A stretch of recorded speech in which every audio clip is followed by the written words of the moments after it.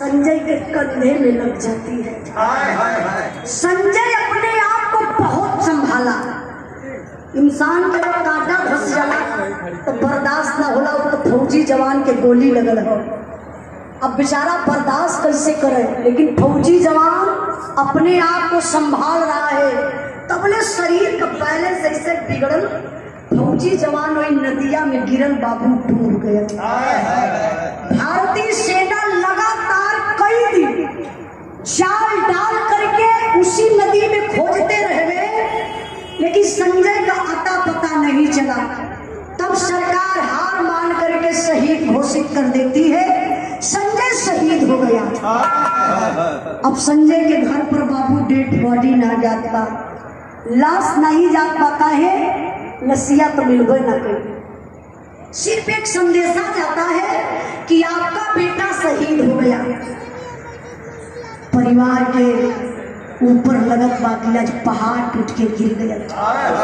कैसे वो परिवार बर्दाश्त करी हो। कहा जला कि मुगल भुला जला, हेरायल ना भुलाला। आज परिवार गम में बा, लेकिन दुनिया का रीत रिवाज बा, लोग नाम लेके संजय का अंतिम संस्कार कर दे। जब अंतिम संस्कार हो तो नंबर का आयल तेरही गए, तेरही भी बीत गई। तेरही के बीतला के बाद भारत सरकार द्वारा 10 लाख रुपए का एक चेक मिलता है। किसके नाम मिला? जो विधवा है, जो संजय की बीबी है, आरती के नाम मिला। जब 10 लाख रुपया का चेक आरती के नाम मिलल, अब दिखाई तो जहर का बीज बोआई गल परिवार में। पूरे परिवार का निगाह अब 10 लाख रुपया पर हो गया। सब लोग भुला गए, पूरा परिवार भुला गए कि हमार बेटा रहा, हमार भाई रहा, हमार देवर रहा। संजय के सब भुलाई गए। अब दिमाग कहाँ बा? 10 लाख रुपया के चेक पर। एक दिन के बाद में आरती का ससुर संपत विचार बनौले बोले कि ऐसा ना कि तू लोग घबरा मत, 10 लाख रुपया हम अपना ले रहे, लेकिन 10 लाख रुपया निकालने का तरीका चाहिए। एक दिन बाबू संपत अपनी बहू से इमोशनल अत्याचार करता है। कलश बेटा आरती, तुमसे कुछ बातें करनी है, आज हमारी कोठरी में चली आना। बेचारी विधवा लाचार बा, लेकिन संस्कारी बा, आज्ञाकारी बा। अपने ससुर को बात मान गई, अपने ससुर के कोठरी में गई। अभी कैलाश का संपतवा अंदर से सिटकिनी लगा दे, और सिटकिनी लगा के करत का बा यही जे लाइन तरह लगे।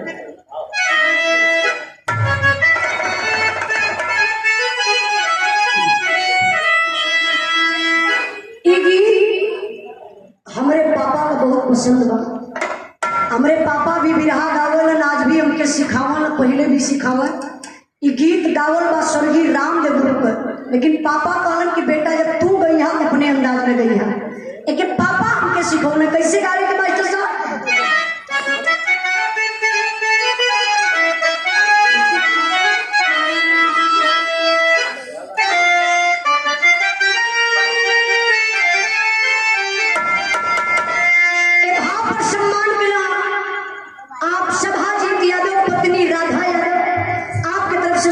पुरस्कार आपके चरणों में बहुत बहुत प्राण आशीर्वाद पचा रहे। कहना है क्या कि कोई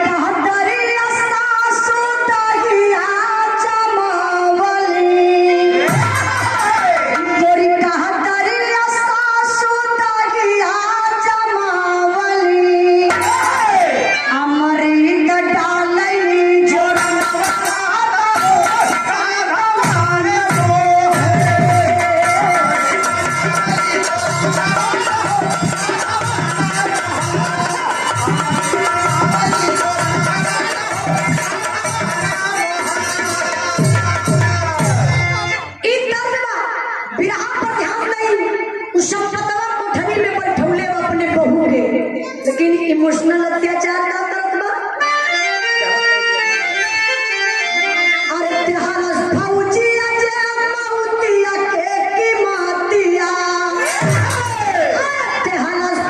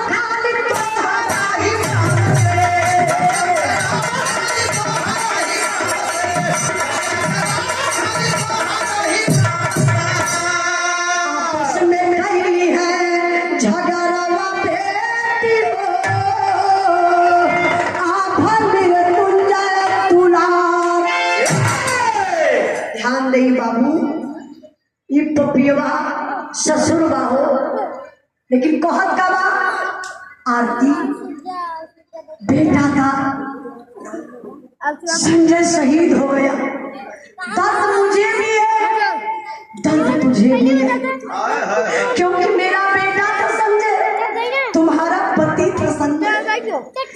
लेकिन जानती हो घर में जो अभय मृत्युंजय आपस में लड़ाई झगड़ा करते हैं, इस झगड़ा की जड़ तो तुम हो।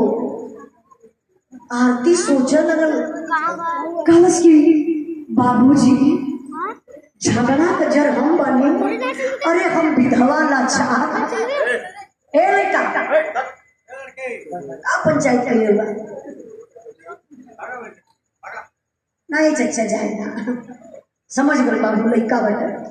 देखिए आरती अब टूट गई, बोलती है बाबूजी झगड़ा की जड़ मैं हूं, मैं विधवा लाचार, अभी मैं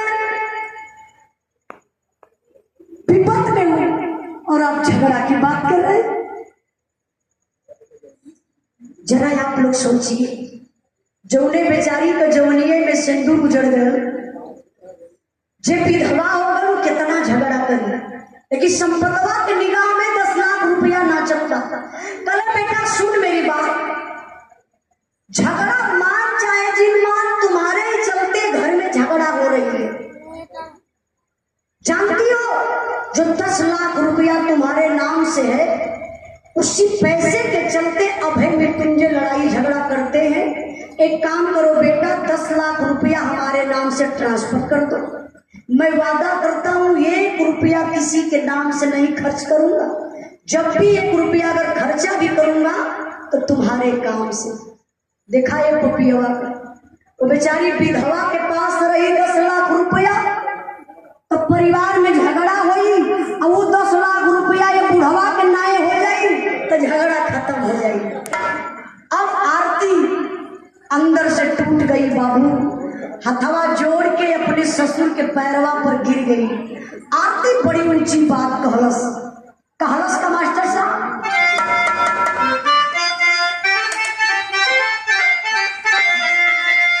अरे मोरे राम रुपया तो के लौका बाबूजी, जियता लाश हो गई ना पोता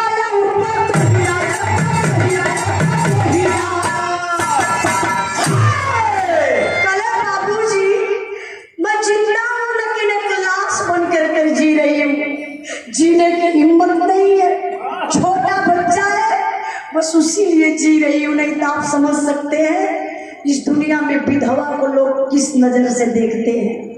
सही बात है, विधवा अगर अपने रास्ते में पड़ जाए तो लोग कहना कि विधवा पड़ गई, हमारा कमोए खराब हो गया, रास्ते में बात भैया को रास्ता बचाई के जाला, लेकिन वो बेचारी का कौन दोष बा। आई ये पीछे में उठक बैठा था भैया, उनके लगा तो तिलकारू लोग नहीं है शायद। आप लोगों से निवेदन करते बीच में बिरहा के बीच में उठ के जाइबा तो हमके लगत बा कि ये तो सरपबे करी, उससे ज्यादा तो ही शराब नहीं है नहीं, थोड़ा से देखा उठा बैठी मत कर। बिरहा का मतलब एक कहानी होला, जब उठा बैठी करबा तो कलाकार का मन जो ना भटक जाला, इससे बड़ा कोनो हथियार नहीं थे। जे जहाँ बैठल 5 मिनट और ऐसे बैठल बिरहा के आखिरी बैठिया लोग ध्यान दे बाबू, अब तो बिरहा में भूलवा डाला। यही लोगों से पूछब कि बिरहा और पहुंचल कहाँ, ओ एकदम ध्यान से सुनत हूँ। कहा रुपया तो के लौके बाबूजी, जियते लाश हो गई ले पोता यो पतोहिया। कहलस आरती बाबूजी तो के पैसा लौकात बा, हम और हमारे बेटा तुम्हारे नजर में ना लौकात बा। बुढ़वा समझ गल, बोला ओ इतना बड़ी बड़ी बात बतियावत है, पैसा दे ही ना। गुस्सा में लाल बुढ़वा पसीना लगल फेंक गए, ऐसा पसीनवा पोछत आयल दुअरवा खटियावा पर बैठल। बुढ़िया के बोलौलस कल से बूढ़ा तनी 1 लोटा पानी लेके आवा। जब बुढ़िया घरा में से पनिया लेके आई तो बुढ़ऊ का चेहरवा देखत तो बुढ़ऊ कांपत हुआ, पसीना फेंकत हुआ। बुढ़िया जाके पसीनवा पोछ से कहा के बुढ़ऊ ठीक ठाक हो ना, कोनो दिक्कत ना। बुढ़वा कलश देख रे बुढ़िया हम तो ठीक हैला। अरे अरतिया 10 लाख रुपया का पाई गई, छोटकी जहाज बन गई। एक जमीन पर पैरवे न पड़त है, इधर आसमाने उड़त बा। बुढ़िया पाए गई जगह काहे पतो ही का शिकायत हो। बरमाई बहन लोग बैठल हो, बुरा मत बने। यहाँ कुछ सास ऐसा होली कि अगर हेतनी से बात पतो ही कपई है तो के हेतनी बड़ी बना दी है तान की। हाँ हो, अगर बिटिया तो इतनी बड़ी बात है तो के ऐसा घोट जाइए बुझाई कि बूंद बही है, कुछ जनते नहीं। कुछ लोग ऐसा होली। अभी देखा बुढ़िया पाई गई मौका तो बुढ़ाओ से कहते कहो बुढ़ाओ हम तो से पहले में कहली ई डाइन बा डाइन, ई राण ना साण बा। बुढ़वा कहे धीरे धीरे बोल, धीरे धीरे। बुढ़िया लगल नखरा बनावे, रोवे लगल दुआर में, कहे रामाऊ हो रामाऊ, अल्लाह लऊ के खैला हो रामाऊ, अब तो हम के जियताई खाई हो रामाऊ। बुढ़वा कहे हे बुढ़िया सुन सुन, इतनी उम्र हो गई तो खान पलू का खाई रे। बुढ़वा कहे सुन सुन, करे अरतिया हमके खाई रे। अरतिया के मिल के पूरा परिवार खाए जाई केहू पता न पाई। लेकिन सुन, जवन आज कहत बनी ये बात के बुढ़िया ते फॉलो करी है, यही बात के त मान जाई है। बुढ़िया कहला का कहल जात हो रमो जल्दी बोला, देखा है करना खरा। यही के कहा जाला तिरिया चरित्र। अभी भैया बुढ़वा का कलश कलश की आज के दिन से घर में अरतिया का खाना पानी बंद, बस ओके जिए भर खाना दा। एक दिन दे दो थोड़ा से खाना, 2 दिन उपवास रखा, फिर 2 दिन के बाद थोड़ा से दे दो, फिर ओके उपवास रखा। या तो मर जाई या तो घर छोड़ के, अच्छा मर भी जाई तो नेचुरल मौत हो जाए। देखा बुढ़वा कितना चालाक हो। ए भैया अब बुढ़िया परिवार पूरा मिलके अरतिया बेचारी के सतावे लगलन। कभी एक टुकड़ा रोटी दे तो उपवास से बेचारी सूत जाए। लेकिन संस्कार बा, एक फौजी जवान का बीवी बा, सारा दुख को झेल लेती है लेकिन अपने कदम को वो घर से बाहर नहीं करती है। देखिए मालिक का मर्जी, बेचारी बीमार पड़ गई। अब वो बीमार पड़ गई, छोटा बच्चा है, माँ का स्तन पीता था, माई का दूध पियत रहो। अब वो बचवा भी बीमार पड़ गए। लेकिन एक माँ है बाबू, अपने लिए तो नहीं कदम को बाहर निकालती है, लेकिन अपने औलाद के लिए, अपना बेटा के लिए वो बेचारी घर से निकलकर हॉस्पिटल चली जाती है। और वो कब जाती है? परिवार में कहते कहते थक गई कि मेरे बेटे का इलाज करवा दीजिए। परिवार में कोई नहीं सुना तो डॉक्टर के पास जब लेकर के बच्चे को जाती है तो डॉक्टर साहब डांटना शुरू कर देते हैं, ये किसका बच्चा है? इस बच्चे को 2 दिन पहले ही मर जाना चाहिए था, अब तक कहाँ थी? बेचारी विधवा लाचार हथवा जोड़ के डॉक्टर साहब के समनवा रोवे लगल, साहब आप डॉक्टर साहब है, डॉक्टर साहब सेकंड गार्ड होते हैं, आप भगवान के रूप है, साहब मेरी बात आप सुनेंगे ना, साहब आपका कलेजा फट जाएगा साहब, बस मैं चाहती हूँ कि मेरे बेटे को आप बचा लीजिए डॉक्टर साहब। डॉक्टर साहब बोले क्या कहना चाहती हो? बोलो क्या है, बताओ क्या कहना चाहती हूँ? कहली साहब मैं एक शहीद की पत्नी हूँ, मैं एक विधवा हूँ, लाचार हूँ, 10 लाख रुपया मुझे शहीदी राशि मिला है साहब, उसी पैसे के चलते मेरे परिवार में 1 पैसे की मेरी कदर नहीं है, लोग मारते हैं पीटते हैं मुझे सताते हैं साहब, मेरा बच्चा मर जाएगा तो मैं जीते जी मर जाऊंगी, बस इलाज करके ठीक कर दो साहब, मेरे बुढ़ाई का सहारा मेरा बेटा बनेगा। डॉक्टर साहब के अंदर बाबू दर्द आया, कल वो लाचार महिला है, कल बहना तुम टेंशन मत लो, मैं मालिक के ऊपर भरोसा करके इस बच्चे का इलाज शुरू करता हूँ। उस बच्चे को हुआ क्या था, डेंगू बुखार पकड़ लिया था। बुखार के आप लोग कभी हल्का में मत लिया। बुखार का मतलब, और वो डेंगू बुखार का मतलब प्लेटलेट घट जाला। अब जब प्लेटलेट घट जाए तो उठबे ना करे, जब तक क्षमता रही तब तक उठ जाए, लेकिन एकदम घट जाए तो उठे में बड़ी दिक्कत, बड़े नसीब वाले लोग बच सकल। अब डॉक्टर साहब इलाज शुरू कैलन बाबू, दवाई और बीमारी से भेंट हो गई, बचवा के आराम भैया। जब लड़का के आराम भैया तो डॉक्टर साहब कहलन कि ऐसा है 30,000 खर्चा है, बाकी खर्चा मैं सह लूंगा, जो दवा का खर्चा है बहना आपको पे करना पड़ेगा, देना पड़ेगा। अब लाचार बेचारी विधवा कहाँ पाएगी 30,000, अभी चेक भजा नहीं है, निकल जाती है हॉस्पिटल से, लोगों से उधार रुपया मांगती है, नहीं पूरा होता है तो आप लोग जैसे इंसान से वो आंचल फैला करके अपने औलाद के लिए भीख मांगती है। 30,000 रुपया बेचारी जुटा लहलस। अब ले के बाबू चलत बा हॉस्पिटल, अब वही रस्तवे में बा, लेकिन यहाँ देखा वो पपियवा संपत आरती का ससुर सारा लोकेशन अपने मुट्ठी में ले बा। 1 लाख रुपया में 4 गो बदमाश खोजले रहल आरती के और आरती के बच्चा के मारे बदे। काहे सो के 10 लाख खाली ओकरे निगाह में चलत रहल। अभी तो चारों बदमाश जाए के नहरी के पुलिया पर इंतजार करत हो, आरती आएगी इसी रास्ते से जाएगी। तमाम लोग आ रहे हैं, जा रहे हैं, रास्ता है, लेकिन बाबू जब आरती जा रही थी ना, तब तक उसमें से एक बदमाश पहचान गया। बोला देख भाई, मुझे लगता है कि ये आरती है, क्योंकि सफेद साड़ी में है। असंपत भी बता रही थी सफेद साड़ी, मांग में सिंदूर नहीं है, घबराई जैसा लग रही है। एक बात पूछते हैं, तो उसमें से दूसरा बोला एक्सक्यूज मी मैडम, आप आरती? हाँ जी सर जी। संजय शहीद की पत्नी? हाँ हाँ साहब जी जी जी। वो आरती समझ गई, लगता हमारे पति के लोग दोस्त हमें पहचान गए, हमारी मदद करेंगे। कलश हाँ हाँ साहब, आप लोग के ये तने में बाबू तबले ठे पपियवा ये आरती का हथवा पकड़ के पीछे कैलस, एक मिला पकड़ के मुहवा दाबी दल, समझिए बंद हो गई। ये बार पकड़ के रोडवा पर घिसराय के लेके जात हूँ, बगलिया में अरहर का खेत रहल, कोई रहरिया के खेतवा में ले जाए के बाबू ई चारों पपियवा उठाए के आरती के पटक देहलन। अल्लाहन मुक्कन मारे शुरू कैलन।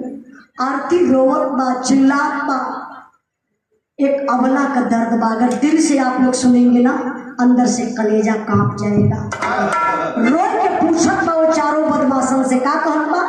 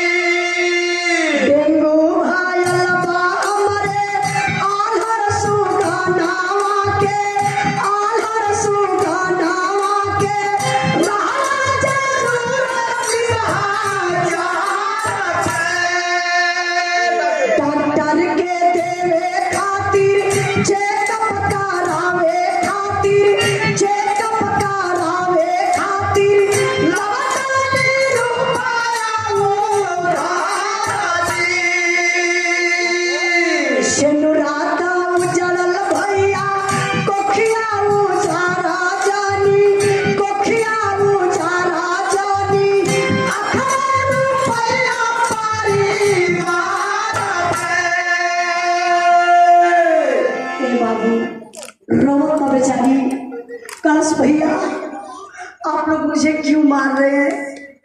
मैं लाचार हूँ, मैं विधवा हूँ, मेरा बच्चा हॉस्पिटल में तड़प रहा है।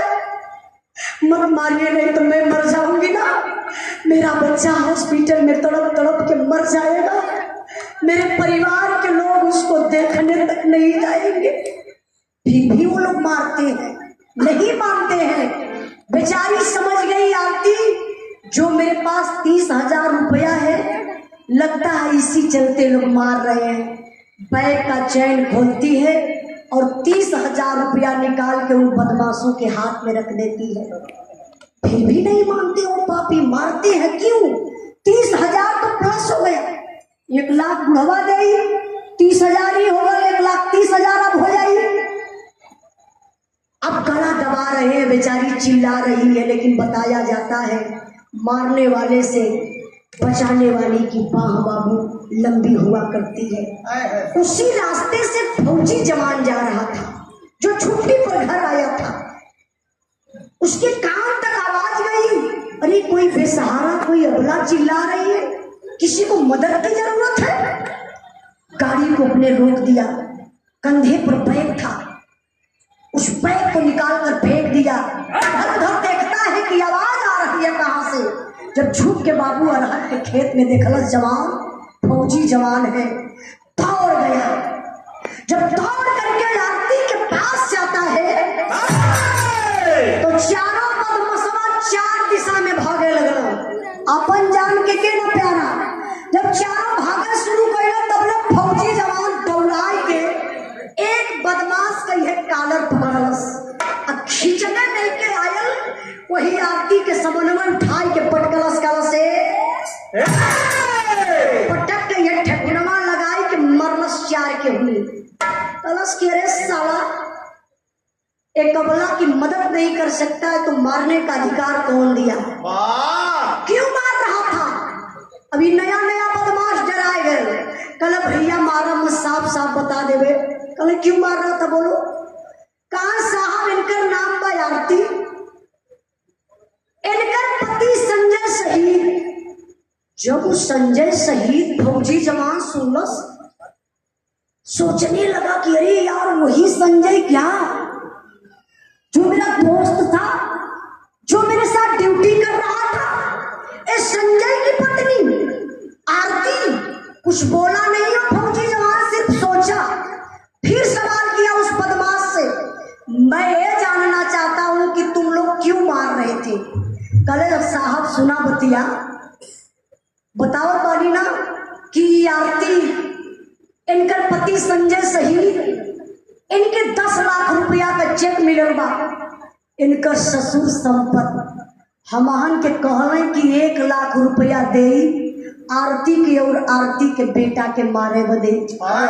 साहब 1 लाख के लालच में पड़ के हमान आरती का जान मारत रही। साहब फौजी जवान समझ गया, वो अगर मैं आरती को यहाँ बचा लेता हूँ तो ये पैसे की बात है, आज ना कल आरती का ससुर आरती को मरवा डालेगा। अब विचार किया फौजी जवान, बोला उन तीनों को बुलाओ, मैं भी यही काम करता हूँ, जान मारने का काम करता हूँ, मुझे जान मारने में बड़ा मजा आता है। चरहुन के बोला, चारों इकट्ठा खड़ा हो गई कि फौजी जवान कलश की इस औरत को मैं मारूंगा, अब ऐसी जगह मारकर फेंकूंगा कि पेपर पत्रिका भी नहीं बोलेगा। एक काम करना, तुम चारों जाकर के संपत्ति से 1 लाख रुपया ले लेना और सुनो मेरे लोकेशन में रहना। ए भैया चारों बदमाश वहां से निकल गई ना, अपने अपने घरे गई रहे। 4-5 दिन बीतल, रोज न्यूज देखत हो सुबेरे सुबेरे कि मरले होई, कहीं फेंकले होई तो न्यूज बतेबे करी। लेकिन जब न्यूज में ना दिखायल तो चारों बदमशवा आपस में विचार कर कि चलो ये संपत्ति से 1 लाख रुपया ले लिया। अब भैया जब इस संपत्ति के दुआरे चारों बदमाश 4-5 दिन पे अइले तो संपत्ति उन्हें स्थिति में हुआ जैसे बुझा था कि उनके कई गाय का हत्या लगनी, एकदम सुखल टमाटर होती, मारे टेंशन में वही दुआरे बैठल हो। चारों बदमाश वही लमोए से कह रहे हैं, ए संपत, इशारा कर तो गला दबाई के अरतिया के मार दी हलगल। संपतवा का कहा था यार बार देखा था कि केहू टोला परोसा का देखत सुनत ना बा, इशारा कैलस कलस पीछे से आवा घर में अब उ चारों बदमाश पीछे से घर में जात हो तो संपतवा बढ़िया से हाथ गोड़ धोई के मुंह एकदम फ्रेश माइंड हो गए। घरवा में जाए के कहते हे बूढ़ा बुढ़िया कलश कहा बुढ़ऊ घूम गा कैले हुआ बात समझ में ना आवत हो। कहा बूढ़ा ना समझ तू अर्तिया खत्म। बुढ़िया कहा थे बात बुढ़ऊ मजाक करत हुआ कि सच्चो अर्तिया खत्म हो गई। कहा बुढ़िया तोर कसम एक काम कर 1 लाख रुपया ले आई के जल्दी से दे आई चारों जने के हटाई नहीं तो बात खुल जाई। देखा बुढ़िया कर उठ के ऐठत का जात के बक्सा खोले। जरा आप लोग विचार करिए कहीं है घटनवा आज पतोही के साथे भैरवा तो जाए के बक्सा खोल के 1 लाख रुपया निकालत है। आई है घटना वो बुढ़िया के बिटिया के साथे भैर रहा हो तो 1 घंटा में 8 दिन बेहोश हो। वो वही हॉस्पिटल में रहती गई बक्सा खोल के 1 लाख रुपया निकाल के चारों बदमाशन के दहलस और चारों बदमाश 1 लाख रुपया लेके 9 दो 11। अब आप लोग यहाँ का बात छोड़ दा। बुढ़िया बुढ़वा खूब खुश हुआ अर्तिया मर गई ओकर बेटा मर गए। अब 10 लाख हमारे नाय ट्रांसफर हो जाएगी। ये तो खुशी मनावत हो। अब तनी से आप लोग दिमाग और ले के वहां चला जहाँ फौजी जवान के गोलियां लगल हो जहाँ नदिया में डूबल बा वहां का हो बा मास्टर साहब।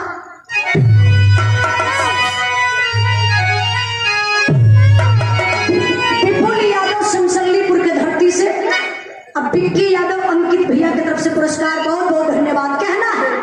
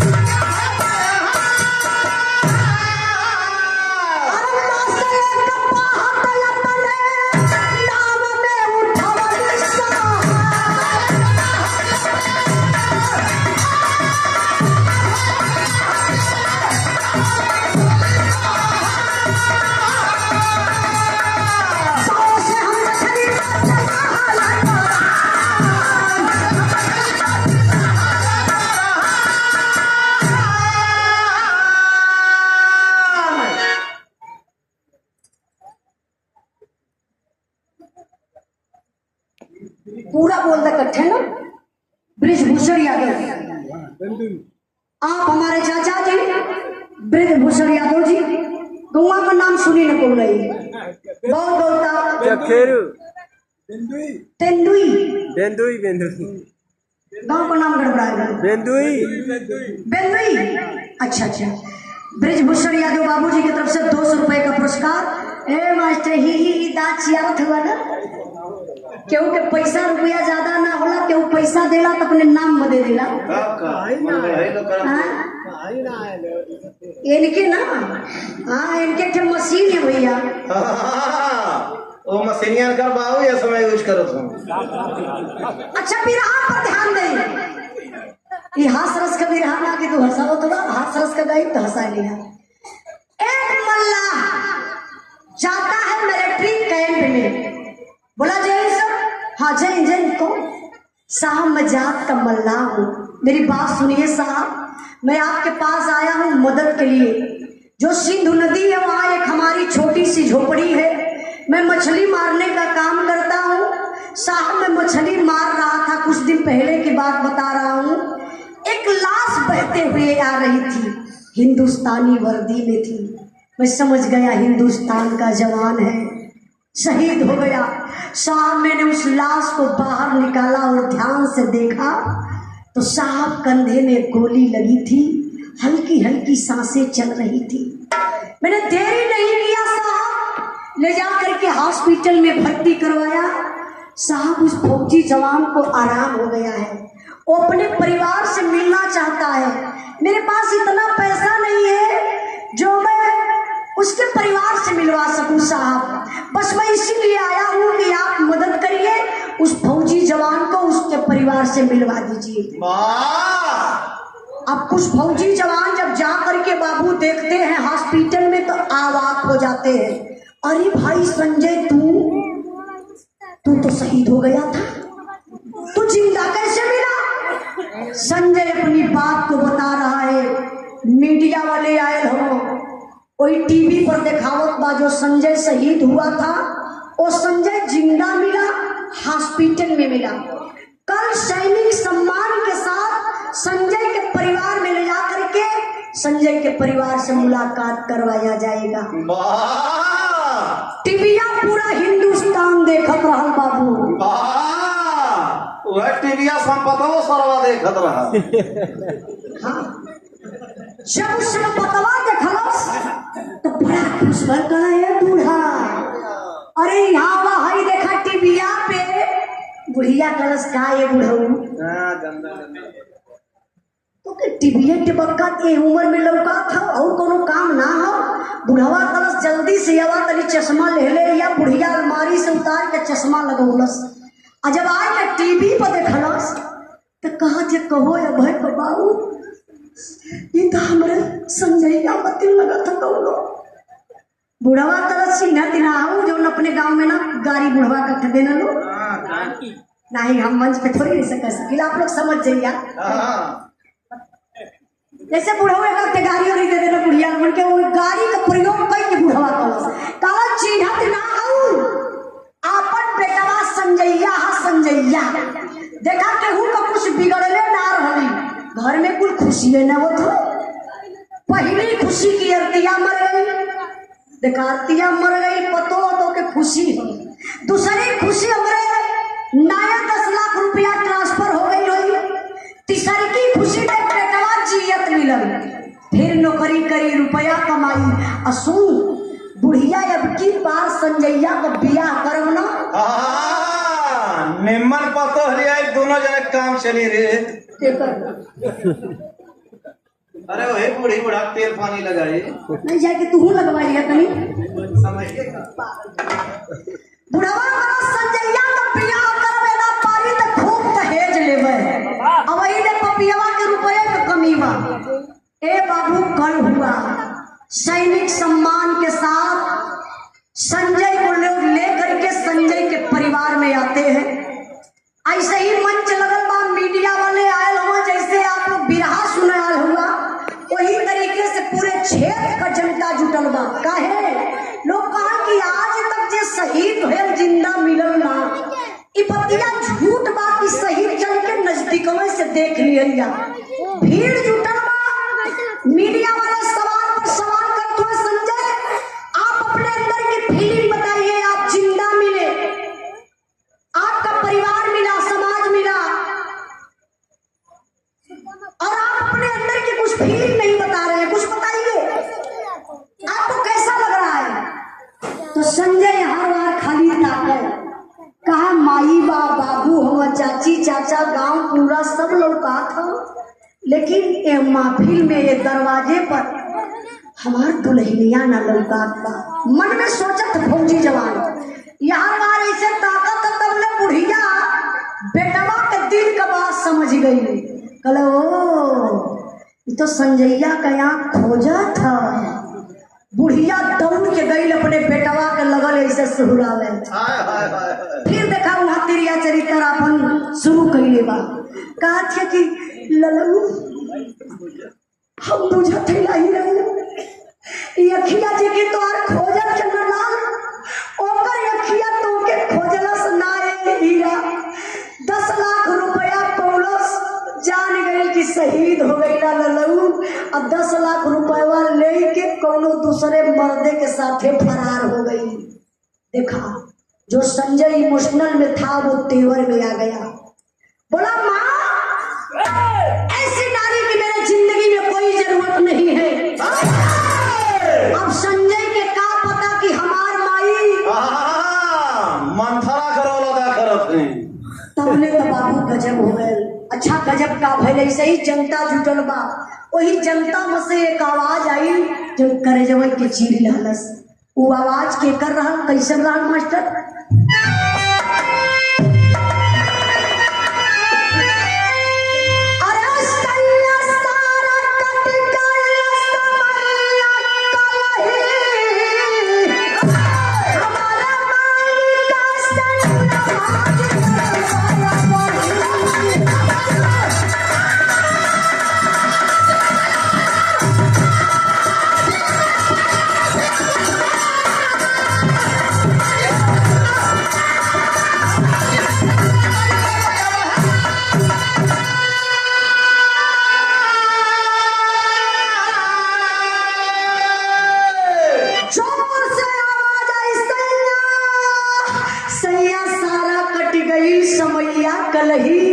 हमरे मामी का सनुरवा जियत बही।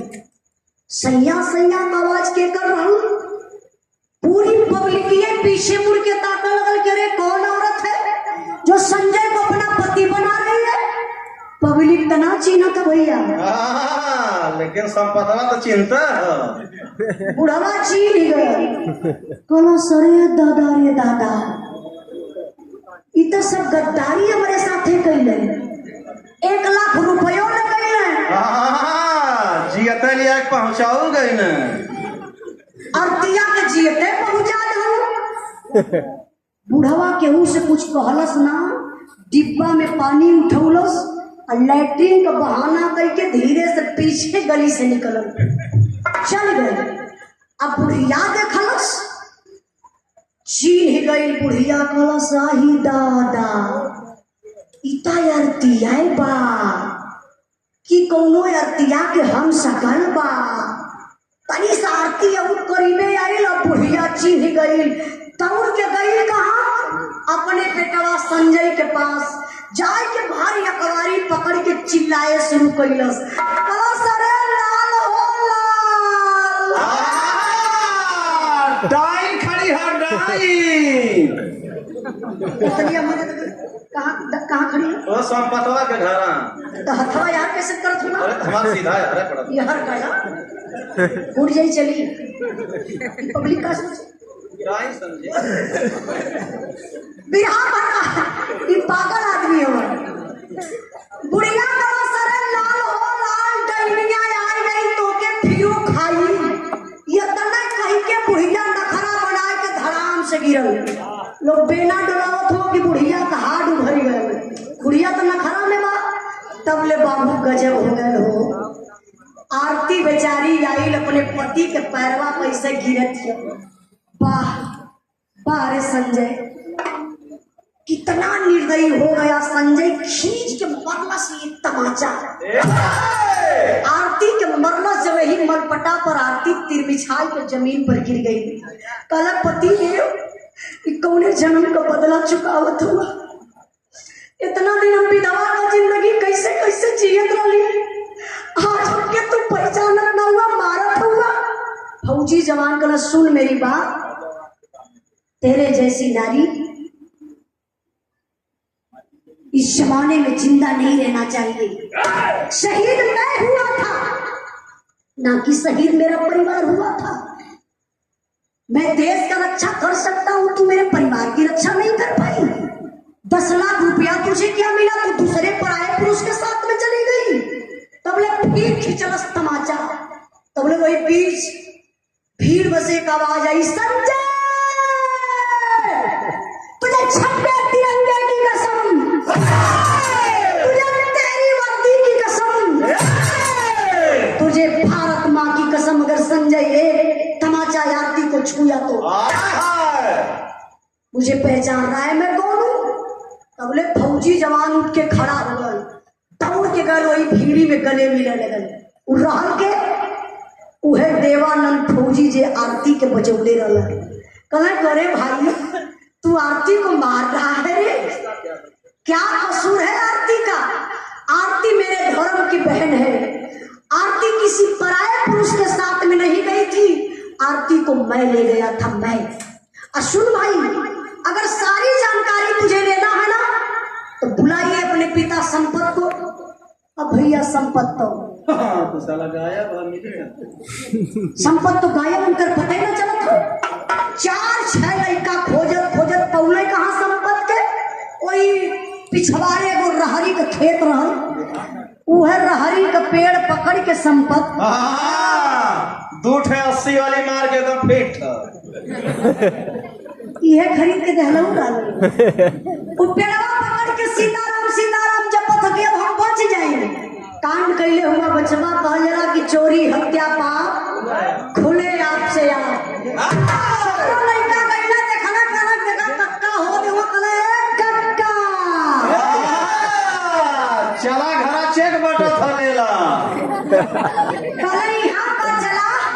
अभी पेट का बहाना लगा था तबले चारों लड़का उठाई के टांग लगे लड़के इले कहा वही संजय के सामने खड़ा कदम है। देवानंद फौजी बोला भाई पूछ ले अपने पिताजी से 1 लाख किसको दिए थे? आरती को और आरती के बेटा को मारने के लिए।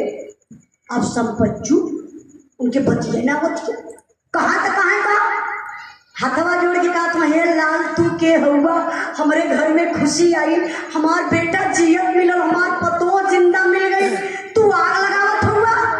फौजी जवान चारों बदमाशों से लोकेशन में था बाबू, चारों बदमाशन के बुला ले।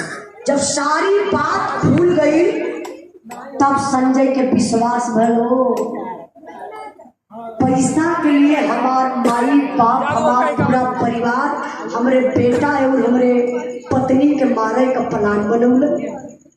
अबले हम सोचत अली पत्नी गलत बात, लेकिन अब समझ में आया कि माई बाबू भी गलत हो गए। विराह के सुनने वाले भैया बाबू, हर घर में पतोहिए गलत ना होली, बुढ़ियो बुढ़वा गलत होला जैसे सास ससुर कहल जाला। हर घर में सास ससुर गलत ना होला, पतो भी गलत होली। लेकिन यहाँ का लास्ट हो गया भाई। सारी बात खुल गई तो संजय कहा कि पिताजी जब आपको पैसे से मोहब्बत है तो आप पैसा पर रहिए, पैसा से जी लीजिए, सारी प्रॉपर्टी ले लीजिए। अब मैं अपने बीवी और बच्चा को लेकर के अपने ड्यूटी पर जा रहा हूँ, पिताजी अब कभी वापस नहीं आऊंगा। जैसे ही संजय 4 कदम आगे बढ़ौलन तब ने देखा जो पब्लिक बा संजय के लोग निहारत बा, बुढ़िया बुढ़वा वही दुमरवा बैठ के ऐसे हाथ मिजत हुआ, निगहिया ऐसे फेर के आरती जब पिछवा देखलस अपने सास ससुर के तो आरती के दया अंदर आ गई। हाथ जोड़ के अपने पति के पैर पर गिर के बड़ी ऊंची बात कहलस।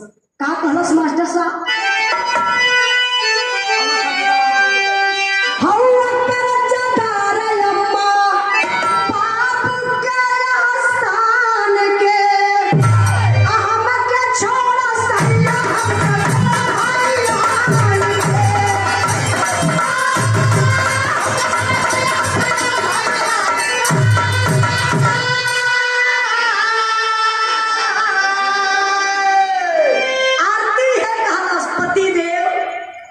पिछवा मुड़ के देखा, आपका माता पिता हुआ हमार सास ससुर, हम तो क्यों दूसरे के घर से आल बानी, हमार माई बाबू के हुआ। लेकिन जब भी धरती पर कोई भी माँ बच्चा पैदा करती है तो बहुत बड़ा अरमान लेकर के, पति देव मम्मी पापा आपको बहुत बड़ा अरमान लेके पैदा कैले हो। हमके दुख दहला, हम दुख झेल ली, लेकिन हमारा जिंदगी में खुशी मिलल बा जब केहू के जिंदगी में खुशी मिलत नहीं। हमार पति हमें जिंदा मिल गए, ऐसे ज्यादा खुशी हमके चाहिएगा। पति देव हम चाहत बानी कि मम्मी पापा के बिसरावा मत, अपने साथे ले ले चला, नहीं तो जिंदगी भर ये लोग दर दर का ठोकर खाई है, इना लोग केहू के सामने मुंह ना दिखा पाई है। लोग गांव पूरा ताना मारी, ताना से लोग परेशान हो जाइए। इतने बाद जब बाबू आरती अपने पति संजय से कहती है, फौजी जवान का कदम रुक गया, अपने पत्नी की बात मान करके अपने साथ अपने माता पिता को लेकर के ड्यूटी पर गया। वाह संपतवा मर गल परसों करते रही भी एक घुंघरू काट माटा भाई अरे भैया क्यों चक्कर में मत पड़ जाए भाई विराह समाप्त हो गया ये फिर पूरी अपने नाम से खाई आई